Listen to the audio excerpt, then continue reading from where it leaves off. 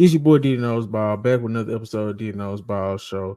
Say dog, I noticed something. Every time I do an episode, my hair is not cut. I'm literally getting my hair cut today, and I always get my hair cut on the day of shooting these episodes, which is kind of counterproductive. But that's just kind of how my schedule set up. But today on the docket, it's a lot of basketball. Basketball is back. W WNBA. Be talking about Paolo and the Magic with my cousin Chris. He came on the show and we had a good segment talking about Paolo the Magic and his ceiling as a player. Could he be a potential future MVP and things of that nature? Then I got college football and I was trying to come up with my top 12 teams for the playoff. And then I really realized it's only 4 teams worth their salt in college football as of now in terms of teams that I actually think can win a national championship. Right. Then we have Davante Adams, would he help the Cowboys? And yeah. So, man, I've been trying to dial it back on my consumption of media, but I have been listening to some valuetainment podcasts. They've been talking about the election a lot, politics a lot. Um, it's a lot of stuff that we need to get in tune with. I love sports. I really do. I really do. I really do. It makes me feel closer to my granddaddy who turned me on to sports at a young age, had me watching everything from boxing to golf to tennis to basketball, football, you name it. If it was a competition, he had me watching it. From the ESPN classics to the live in effect. But it's a lot of things going on that's bigger than sports. Um, I think I might actually vote this year. Uh, I think I might actually vote this year. And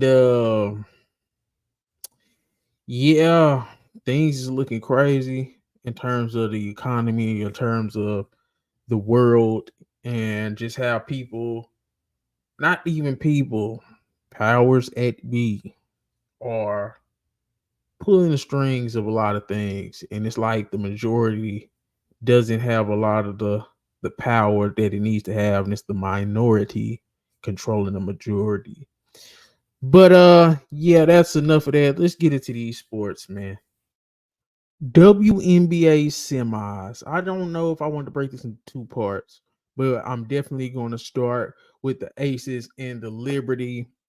Yeah, I think the Liberty have kind of showed us that this Aces thing is kind of over with.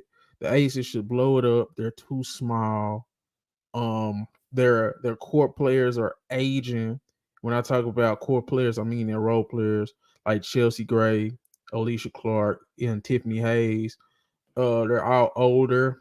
The lineup is small. I like Asia Wilson, but I do not like her as a center.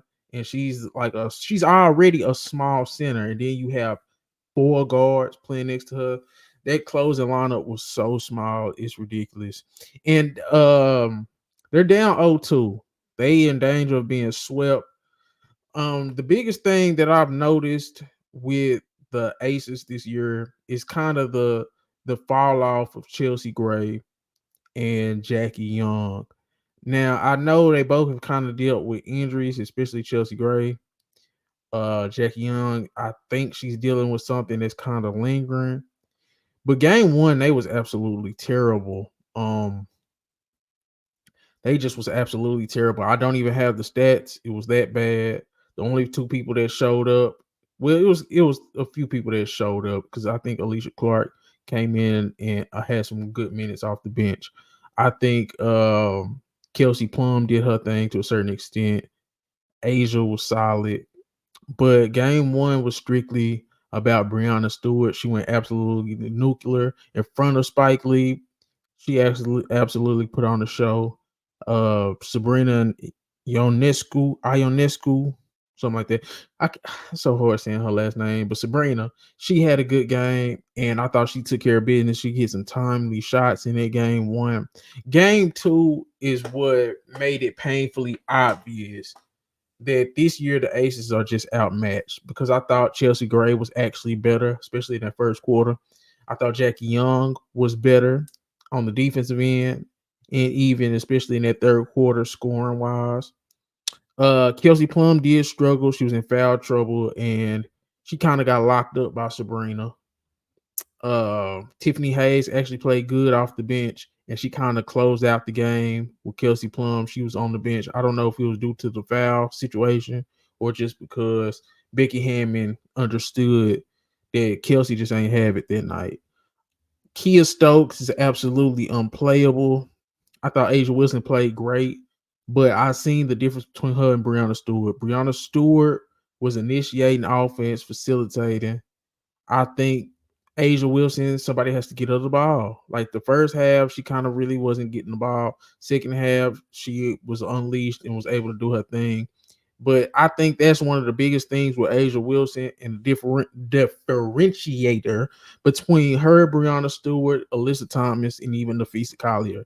Those other three great players can initiate the offense. You can pass it to them, they can bring the ball to the court, and they can facilitate for themselves or others. Asia Wilson kind of still has to be set up. Even though she's great, she still needs a guard, and her guards weren't all that hot, especially Kelsey Plum today. Alicia Clark had to guard Brianna Stewart. Brianna Stewart was facilitating in the first half. Sabrina closed it out in the second half with her shooting. Thornton, she was getting to the hole. Vandersloot was getting to the hole. She had some defensive moments. She had a good block on Jackie Young. So the role players kind of stepped up for New York.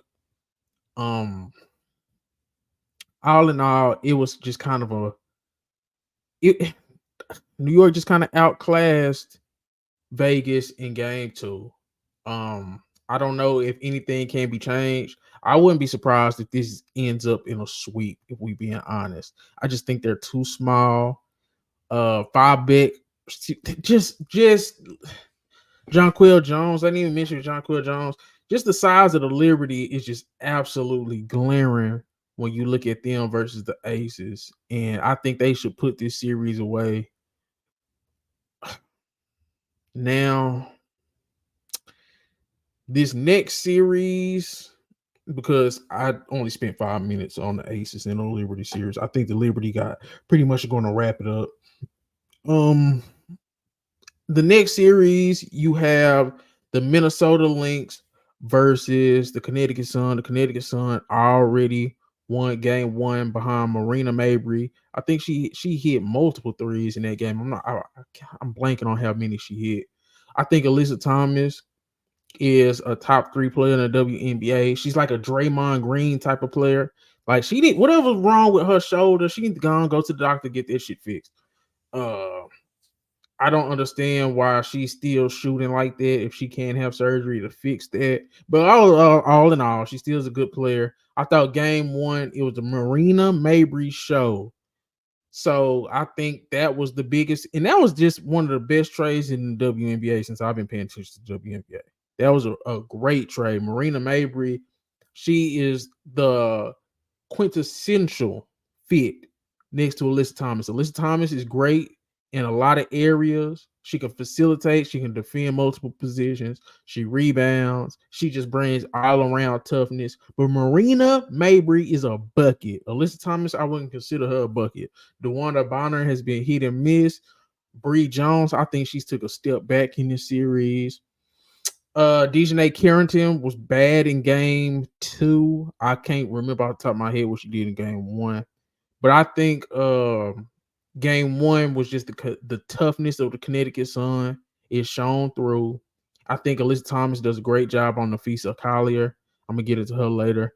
I think everything about the Connecticut Sun, they executed it well in game 1. And then Marina Mabry, she kind of brought it home with her shooting. Game 2, I think it was 6 or 7 players for the Minnesota Lynx that had 7 or more points, including like it was 4 players with 10 or more, and it was only 4 players over 7 points. I think it was only 3 players with over. No, it's 4 players over 7 points for the Connecticut Sun. I just think the depth. I think Minnesota is the best team in the WNBA. 1 through 10. They have 10 really good players. And I think they're the best team in terms of depth and amount of players that are actually good. I think I don't know. It's so hard for me to pick this series because it's tied 1-1, but Connecticut did still won on the road. So I have to really watch game 3 to see how I'm feeling. But I do want to say this. Whoever wins the series between Connecticut Sun and Minnesota Timberwolves, winner takes all. They beaten the Liberty or the Aces. I know that kind of sounds crazy because the Liberty are still a really good team, but I think the defense of Connecticut, they match up well. Marina Mabry brings some scoring that could kind of offset the scoring for the Liberty. I think Minnesota is just as deep, and we already seen what they did to them in the Commissioner's Cup. So I just think this series, whoever wins this series, wins the whole thing because I think these are the two best teams. Um, and it might sound crazy because Liberty are a really good team too, but it's just a personal feeling. I think the winner of the Connecticut Sun and Minnesota Lynx will win the WNBA title. That's just a personal opinion. Now, I don't know, man. Nafisia Collier hasn't been great. I think Alyssa Thomas has done a really great job on her. But the thing about Nafisia Collier, what makes her the second best player in the WNBA to me, is she does pretty much everything else. She had 12 rebounds. She had 5 assists. Um, she had just multiple great defensive efforts. Courtney Williams had 17. Kayla McBride, she had some big shots. Alana Smith actually was making threes today. She was 3 for 4 from 3. It was a complete team effort. I love what Hans Allen brings off the bench. She brings a toughness that the Minnesota Lynx didn't have earlier in the season. And I think that was another great trade in the WNBA. I think both of these teams made great in-season trades that kind of might propel them to a WNBA title. And I think this is the best series so far of the WNBA playoffs. Even though the game between the Aces and Liberty in game 2 was a good game, I just think Connecticut and Minnesota are playing at a different level. I know it kind of get ugly at times with the shooting percentages and a little low scoring, but in terms of just competitive basketball, I love it, man. I love it, man. So that's just my breakdown of the WNBA semifinals. If I had to pick who was my favorite to win it all, I like Minnesota. I said Minnesota will win it all. I'm still thinking that. But Connecticut, I don't know. I don't know, man. I think they need just more from Dejanay Carrington and Bree Jones, and then maybe because you had a good effort from Alyssa Thomas scoring wise. Her and DeWanna Bonner both had 17. I don't know if DeWanna Bonner is going to string another game like that. You don't waste a DeWanna Bonner game like that. I know she was only 5 for 15, but she shot good from 3 and she was getting a lot of steals. So I don't know. Bree Jones and Dejanay Carrington have to step up because they don't get too much off the bench. They had 4 bench points versus how many did the Minnesota Lynx had? They had 7, 8, 9, 10, 11, 12, 13, 14, 15, 16. They had 16 bench points. So, and then pretty much everybody in the Lynx starting lineup was in double figures. So I don't know. Y'all let me know how y'all feel about this series. Let me know how y'all feel about the WNBA semifinals. Who's y'all WNBA title picks? And yeah, just let me know, man. I'm enjoying the WNBA. WNBA is actually worth watching. And I'm not listening to nobody who speaks on the WNBA. Only Carolyn Pick, Andrea Carter, um, Aguma K. What's her name? Shanae. That's about it. Everybody else, I'm just kind of tuning out because they making it into something other than basketball, and I just want to talk the basketball. But I'm enjoying the WNBA playoffs so far. Outside the first round was trash, but I'm enjoying the semis. Let me know how y'all feel in the comments about the WNBA and where it's headed. Yes, we got Chris A with us today. We're gonna be talking about Paolo Banchero and just his ceiling and how good the Magic can be next season and going forward. Chris, how you doing? Doing good, man. Doing good. Ready to get into this. I'm excited about Paolo, so ready to get into this. So Magic lost in 7 games in the playoffs to the Cleveland Cavaliers. They was the fifth seed. Uh Coming into this year, places like ESPN, even NBA.com got them seventh and eighth in the Eastern Conference. I think they're gonna be better than that. They got Oh teams like yeah. the Pacers over them, Cleveland over them. First off, just give me your overall impressions on Paolo Banchero and his place in the league right now. I got a real hot take about Paolo, but I think Paolo is he's gonna prove himself to be, all NBA first team this year. That's my hot take, bold prediction for this season. Paolo Banchero is gonna be all NBA first team. Um, I think he's one of the premier young talents in the league, and he's often overlooked. And it's partially due to because the NBA doesn't promote him, that doesn't get him involved in these marquee matchups and get him on national TV. But he can do it all. What seven near 7 foot 6'10", 250, around 250 guy dribble the ball up the court, get any shot he wants, along with facilitating for the team. There's nobody that does. There's not many guys that can do that, and he does that. And people may say, "Oh, he doesn't shoot the best," whatever, whatever. His spacing was not elite in Orlando compared to some of the other guys in the league. So I think that'll only continue to go up, especially with the additions that the Magic have made. Yeah. Um, the one thing that you said that really stands out to me is the playmaking. We seen a lot of guys, especially guys that's around the 6'10", 6'8" to 6'11" type of range, where it takes time for their playmaking to get to that level, especially when they an elite talent. Like Giannis, it took him some time to learn how to play make. Kevin Durant, it took him some time to learn how to play make. Carmelo didn't get his playmaking until damn near the end of his career. So for Paolo to come in and be 21 years old, already to have he came in with the playmaking ability. I think me personally, the most impressive thing about Paolo is just his road to the NBA from start to finish, and just that alone. Because he was at Duke, Coach K's last year. He was a second ranked player to Chet Holmgren, and he had an argument for best player in the country.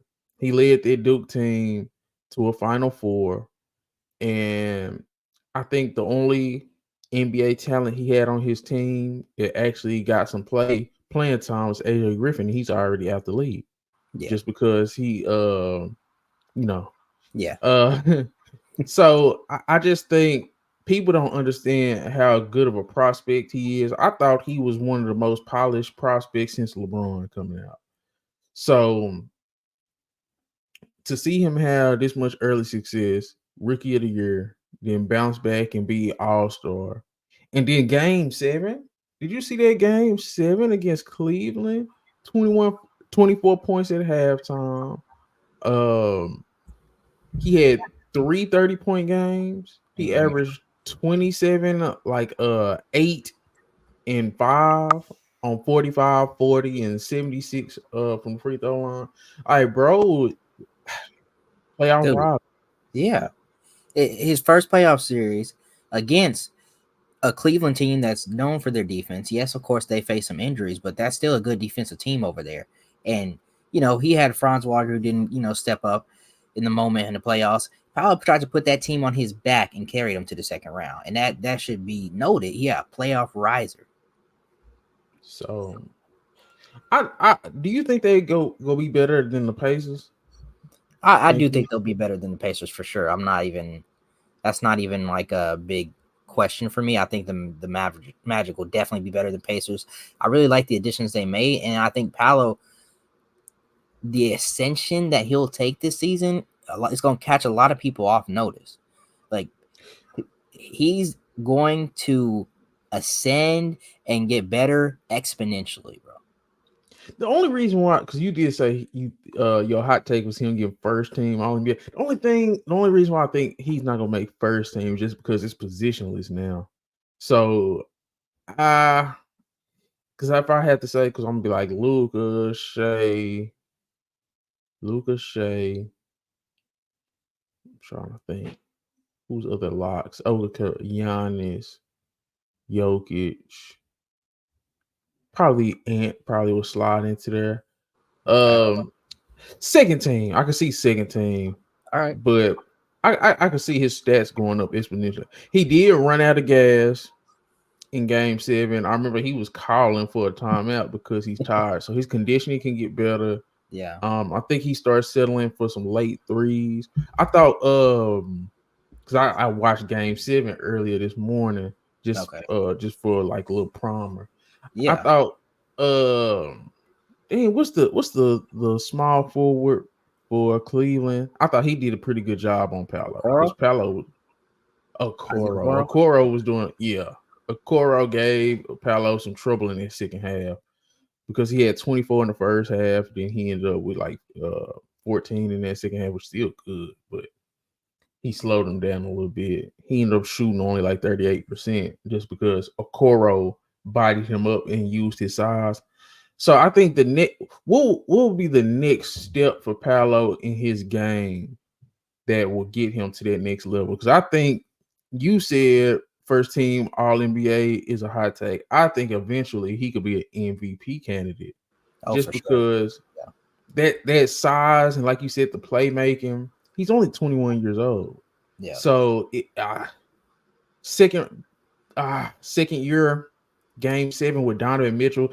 And it took a Herculean effort from Donovan Mitchell in that second half. I Mm-hmm. think he had like 20 plus points in that second half in the Yeah. game 7. So Yeah. we know what Donovan Mitchell can do in the playoffs. And it took all of that to beat Paolo pretty much by himself Yeah. because Suggs and Franz was no shows. Yeah. So yeah. What I think he has to do to get to that first team level. Personally, I think the Magic will have enough wins this season. I think they may finish top 4.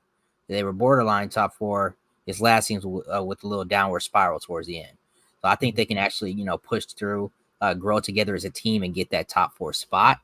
And then I think Paolo will improve his scoring. I think he'll also have his assist numbers will go up just by the teammates that are around him. And I think he'll look better on defense as well this season. So that's just me personally. I think Paolo improves in those specific areas. Outside shot as well. I know you go look at me a certain type of way, but does Paolo have a better season next year than Victor Wembanyama? I am looking at you kind of wait for that because I'm surprised. I think impact wise, as far as leading the team, as far as getting the team many meaningful wins, things like that. I think Paolo will get Wemby on those.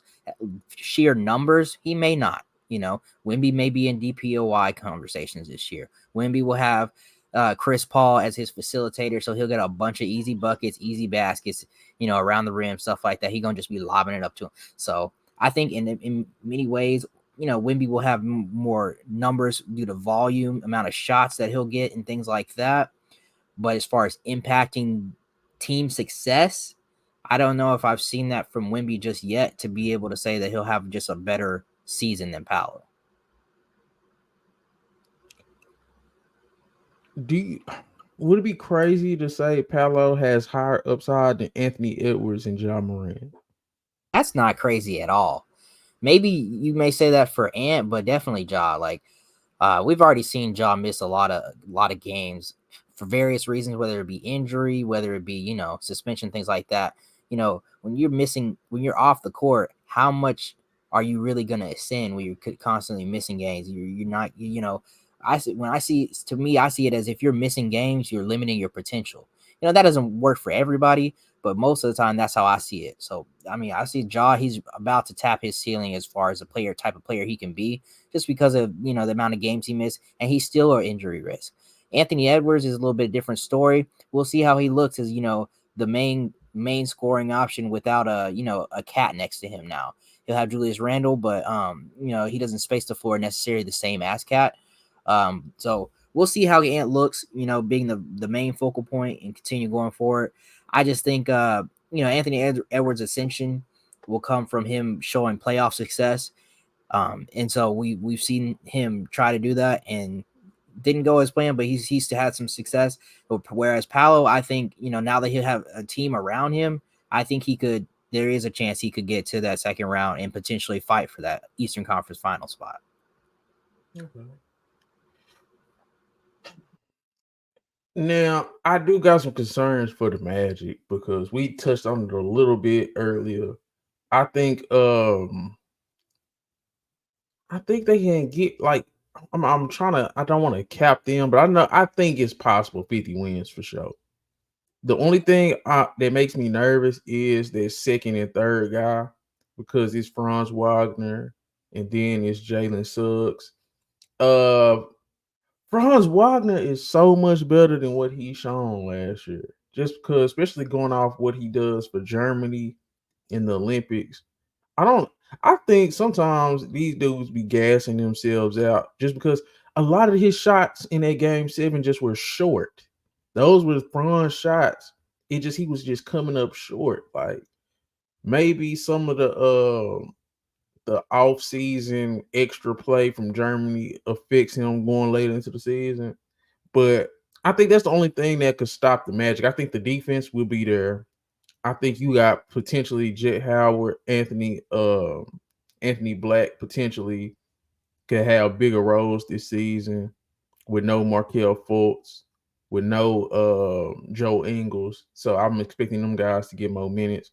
I think the only thing that can hold Paolo back this year is his teammates not coming with him in terms of leveling up. Because we just seen Paolo get better and better every year. I did see them new pictures of Jalen Suggs. Oh yeah, that boy look big as hell. So yeah. I want to see his development. Yeah. But if the Magic do have a disappointing season, what do you think attribute to that?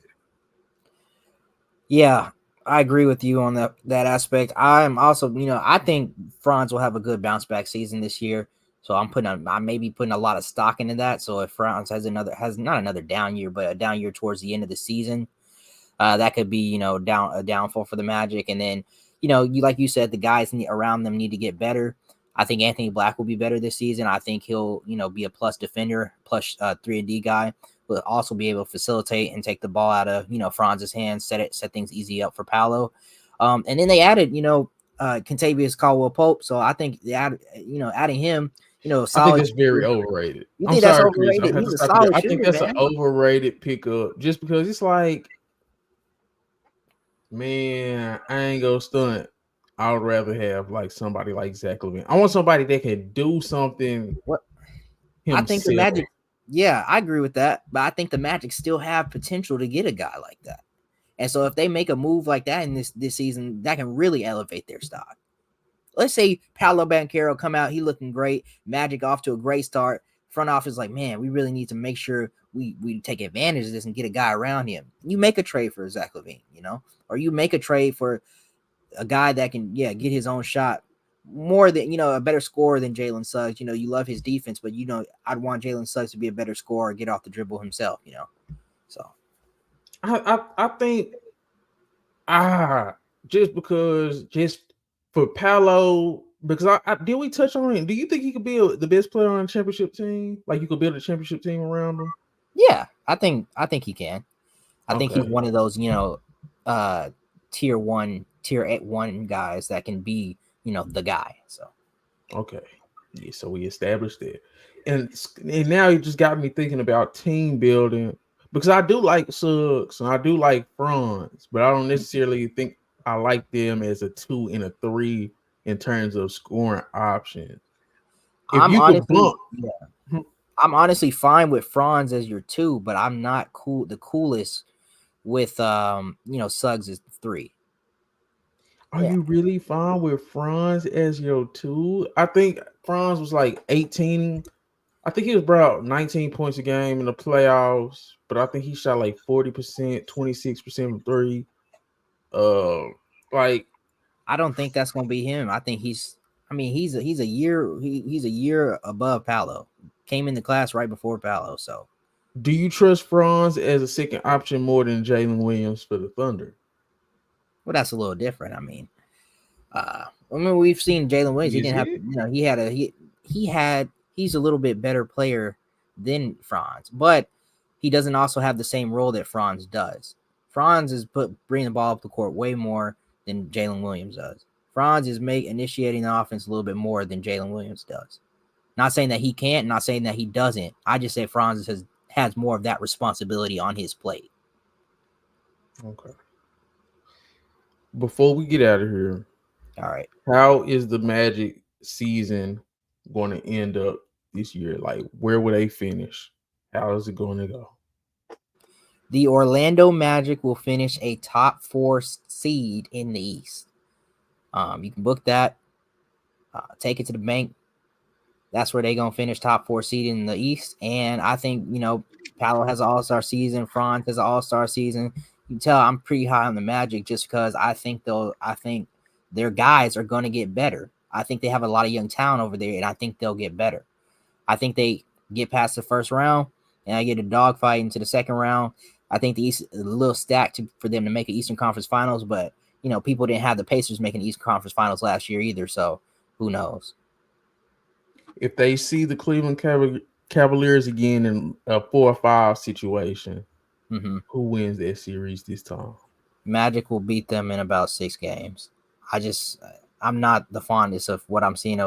Like Cleveland, I think they kind of move laterally, and I don't think their goals are really, for them as an organization has risen. So, okay, we pretty much touched on everything. Anything else you want to say? Yeah, you're not crazy for bringing Wemby into the conversation. I just think a lot of people downplay the potential, the ability that Paolo has, and I think a lot more people kind of need to be in tap to that. He's in his second season. He's going into his third season, and so I just think for me, a lot of these my predictions, evaluations on him is him taking that jump that a lot of guys don't take. So I think he's going to take a bigger jump than a lot of guys may take in their third season, just because of the type of guy I think he is. I did want to say this. Okay. What top echelon team in the East do you think Orlando could knock off potentially between Milwaukee, Philly, Boston, and New York? Dang, are they all healthy? Yeah, just assuming no injuries. Okay. I think, for one, I think they could get I think they could get the Bucks. If I'm being honest with you, that's the team that they could get. That's the one that was popped off in my brain too. Yeah, they can get the Bucks. They have the guards. They have the perimeter defense to deal with the guard Damian Lillard, and Giannis. They have defenders that can not handle Giannis, but slow him down. They have Jonathan Isaac, who's a great defender. They have lots of guys that I think they have bigger bodies that can match up with Giannis and take the pressure off. Paolo maybe have to do some of that, and so I just think on that aspect they have a good chance against the Bucks, and that would be their path to a Eastern Conference Finals, matching up with them in the second round.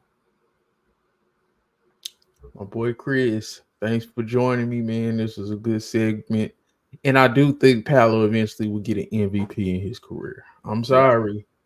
Yeah. I do. I think him and Anthony Edwards, out of the guys that's 23 and under, I think those will be 2 MVP guys. Does he get one before Wemby?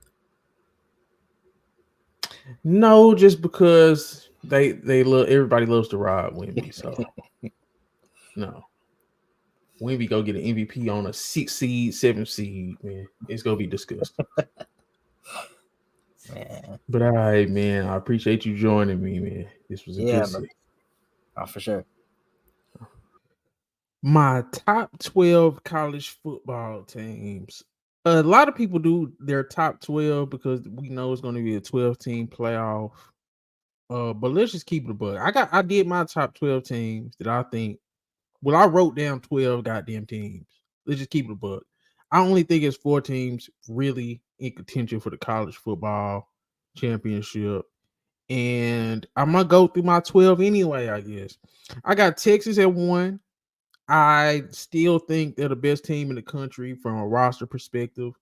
I think what they did to Michigan was absolutely it was just mind blowing, man. And Quinn Ewers, when he comes back, I think he's clearly QB1. But I can even see Texas winning the championship with Arch Manning back there, man. I just think the skill positions are too good. I just think the overall talent, the coaching, everything, it just I honestly think Texas is a juggernaut, and I'd be surprised if they lose a game from here to the playoffs. From here all the way to the championship. I'll be surprised if Texas lose the game. I have Texas at number 1. Number 2, I have Alabama. Now, I've been high on Alabama even coming into the year, but I just still don't think they've done enough to be over Texas. I get the Georgia win was impressive, but Georgia, I'm just not sure if Georgia's offense is really good. Outside of Carson Beck, is there anybody that's going to go in the first round on that Georgia offense? Skill position wise, I'm pretty sure they probably have a offensive lineman probably go first round. I'm not even sure that if they got that, but the win against Georgia for Alabama, it was impressive. The comeback that Georgia kind of start initiating, it kind of helped and hurt it. Alabama hurt it. It kind of helped and hurt Alabama. Um, I can go either way here with Alabama, but I just haven't met to it. It's not just because I'm a Texas fan. It's just I want to see more. I've been hearing Jalen Milroe buzz. People probably got him at. I heard people might have him at quarterback number 1 in terms of prospects in the NFL draft. I I'm not going there for. I think he possibly could be over Beck, but I still probably would have Shador and Quinn Ewers over him. But then I don't really like this quarterback crop, just to be me being honest, me personally. I don't think it's that strong. And I think they should at the highest quarterback 1 should go probably 15 and below. But yeah, got Alabama at 2. Number 3, I have Tennessee. I think Tennessee just has been very impressive in terms of their resume. They beat NC State. They beat Oklahoma. I thought those were good wins. Maybe not so much NC State now that we're looking back on it, but the Oklahoma win was impressive. Got Jackson Arnold the hell up out of here. Uh, but yeah, I think Tennessee's been impressive. Nico Maliava, I think as the year goes on, he will only get better and better. I think their defense, especially that front 4, I think it's for real. So Tennessee deserves that 3 spot, even though I'm not just super in love with Tennessee, especially over my number 4, which is Ohio State. Ohio State hasn't played anybody. Now they got a lot of tough opponents coming up later in their schedule, but their first 5 weeks is absolutely atrocious. They finna get their first test. I think this is against Iowa. Michigan State, come on, man. Michigan State. I know they just beat the brakes off Michigan State, but I'm not going. So I got Ohio State number 4, even though they might have an argument for the best roster. It's just their resume. They just have. I haven't seen. They had some tough quarters against Marshall, and I got to see more from them. I just got to see more from Ohio State. So that rounds out my tier 1. I think Texas at 1, Alabama at 2, Tennessee at 3, Ohio State at 4. I think those are the clear 4 best teams in college football. We still need to see more from Ohio State, but I think that roster is just loaded. So that's my top 4: Texas, Alabama, Tennessee, Ohio State. At 5, I got Georgia. 6, I got Missouri. 7, I got Miami. I'm not the biggest Cam Ward guy, no offense, but I gotta see more from Cam Ward. I see some questionable picks that he throws, and I think he got bailed out against Virginia Tech. but that's neither here nor there. 8, I got Oregon. Oregon's offensive line is terrible, but I really like Dylan Gabriel. I think him and Evan Stewart, Tez Johnson. I don't even know if Tez Johnson's having a good year, or is it Tez Walker? I'm tripping. I'm just straight up blanking on this wide receiver's name. Is it Tez Walker or Tez Johnson? Either way, I like what I seen from Dylan Gabriel and Evan Stewart, and I really think Dylan Gabriel is probably, in my opinion, the best quarterback in college football. He's probably not the best NFL quarterback prospect, but I think he's the best quarterback in college. So I got Oregon at 8. Penn State, I got them here just because I don't trust Penn State. I don't trust Drew Aller. Like, I just think Penn State is like, they won a game against Illinois, which was a good win, a good ranked win, but it was 21-7. They scored 21 points. So how high can I put Penn State? Number 10, I got USC. I love what I'm seeing from Miller Moss. They would be higher if they would have beat Michigan, but they didn't beat Michigan. But they still got the LSU win on their resume. I think that was a good win. Number 11, I got Ole Miss. Ole Miss would have been way higher, but they couldn't escape Kentucky. But Kentucky also gave Georgia a good fight. But I got to see more from Ole Miss. I think Jackson Dart. It was weird down the stretch of that game. It was weird down the stretch of that game, and it looked like he only locked on to one receiver. So I want to see him spread that ball out more. They got South Carolina coming up, so I'll know even more then because they schedule was pretty powder puff as well. Number 12, I got Michigan. They beat USC. They only lost was Texas, even though that was a bad loss, but they've been good since Orgy got to the lineup, even though they're vulnerable and probably can only play one way. I got them at 12. So that's my 12 college football, top 12 college football teams. Number 1, Texas. Number 2, Alabama. Number 3, Tennessee. Number 4, Ohio State. Number 5, Georgia.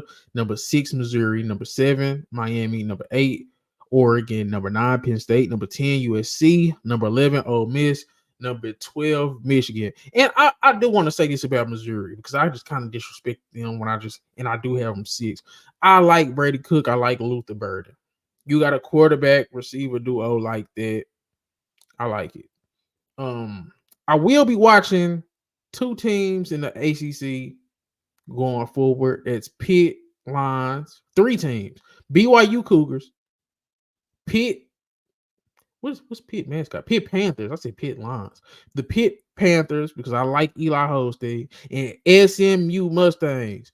I'm very big on Kevin Jennings. He came out of my high school, South Oak Cliff High School. Won their first ever national championship. Set the pedigree, set the bar.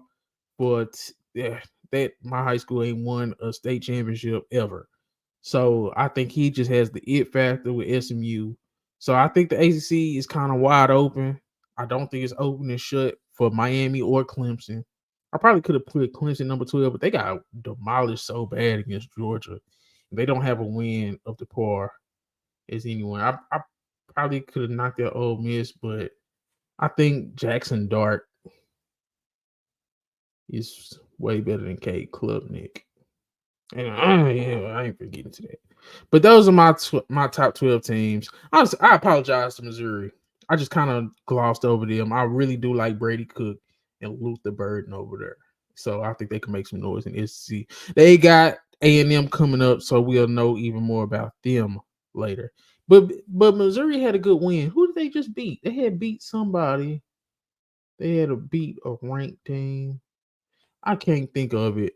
I'm gonna get mad if I don't find it, so I'm gonna go find it real quick, just because I only have one segment left, so I can find it. They beat Boston College, but Boston College might suck. Boston College was ranked at the time, but Boston College they might be trash now, but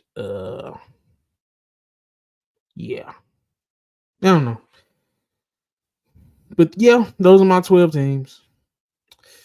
I guess I'll address the Davante Adams to the Cowboys rumors. Now, as a Cowboys fan, I think it'll be good, but it won't be great. The passing game hasn't been our problem with the Cowboys. Dak is third in yards. He's fifth in touchdowns. Passing hasn't been a problem. Now, putting another weapon next to CD and Jake Ferguson and Brandon Cooks, that would make our passing game even more prolific. But our offensive line will still be terrible. Our interior defensive line will still be terrible. Deron Bland will still be hurt. Micah Parsons and DeMarcus Lawrence will still be hurt. Trayvon Diggs will still not be aggressive. It's a lot to fix. Eric Kendricks will still be bad. I mean, Davante Adams can't solve those problems. He won't make us a higher tier playoff team. He won't make us a Super Bowl contender. He will just be another name added to the Dallas Cowboys, if we being honest. I think he'll be better in Washington. I think he'll be better with the Jets and any other team outside the Cowboys that will want him and could actually use him. Do I even think he's great right now? He did have that big game against Baltimore. He's played in 3 games this year. He's been sitting out. I don't even know how he would mesh next to CeeDee Lamb, because CeeDee Lamb has been extra diva-ish this year anyway. I just don't know. I'm not the biggest fan of it. I think we have bigger holes. I didn't even mention our running game. I mean, Davante Adams has 18 catches this year, 1 touchdown, 209 yards, and most of that came in that big game against the Ravens where he had 9 catches for 110 yards and a touchdown. Other than that, he had 4 catches versus Carolina week 1. He had, not week 1, but when they played Carolina, he had 4 catches. He had 5 catches versus the Chargers, 59 yards. I mean, it'll be cool, I guess, but the Cowboys have way bigger problems than bringing in somebody with a name like Davante Adams. Yeah, I'm really kind of getting depressed just thinking about that's what we're thinking about getting. And when I rattled off all those injuries and those names, I don't know. But I guess we got some good play out of Mozzie Smith against the Giants. We got some good play out of Demarion Overshown. I really like what I've seen from Overshown. So, but Tyler Guyton still is going to allow people to get inside. The one thing you're not supposed to do is a left tackle. Connor Beebe is mid. I mean, it's just so many problems that the Cowboys have. And as a Cowboys fan, I'm going to watch it every week. But it's like, Davante Adams ain't solving no problems, man. I mean, he just not, bro. And then we already dealing with a disgruntled receiver in CeeDee Lamb, who should have been mad at his damn self. But I don't know. I'm getting depressed even thinking about the Cowboys now. I'm mad I even did the segment. Davante Adams to the Cowboys, no. I care less, no. But if we get them, it's just in.